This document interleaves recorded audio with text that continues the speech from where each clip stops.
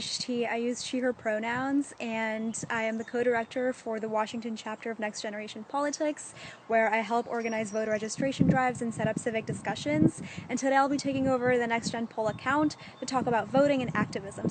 So I'm going to start talking about voting and activism, but before I do that, if you guys have any questions at all about activism, politics, life in general, or about the work that I do, put them down below and I'll get to them towards the end.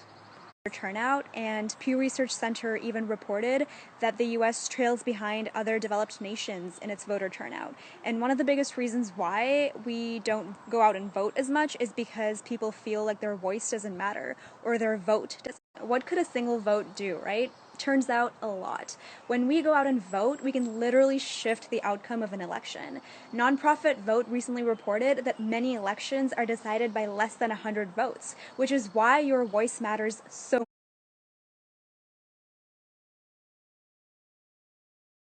Vote can literally determine the outcome of an election. But that's not exactly the only reason why your vote matters. Even if your candidate doesn't win, the number of votes that they get can determine who runs the next time or who wins the next time, which is why it's so important. Convinced about the power of voting, think about how through your vote you can speak up for communities that don't get to vote. For example, a lot of youth don't get to vote because they're too young, or a lot of immigrants don't get to vote because they're not citizens.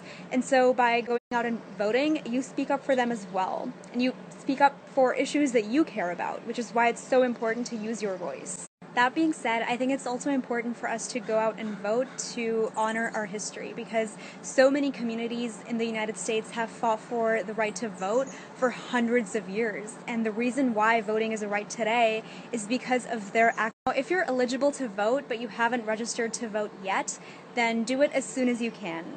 When things open up, or if you can do it online, then do it online. But registering to vote is one of the first steps that you can take to be more politically involved. Be wondering, what if I am ineligible to vote or I can't register to vote yet? Well, that's okay. I myself am not eligible to vote yet, but that does not mean that I can't take any political action at all. You can help other people who are eligible to vote register to vote, and you can get involved with so many political organizations and take action that way.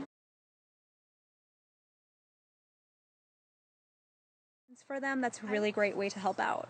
My favorite part about being involved with NGP is that it has given me a platform where I can use my voice to enact political change through a wide variety of ways, and I think that that's very powerful. Through a voter registration drive, you can register other people to vote, and obviously with the current pandemic going on, it's hard to do that, but what you can do is you can check in with people that you know and make sure that if they are eligible to vote, that they're registered for voting.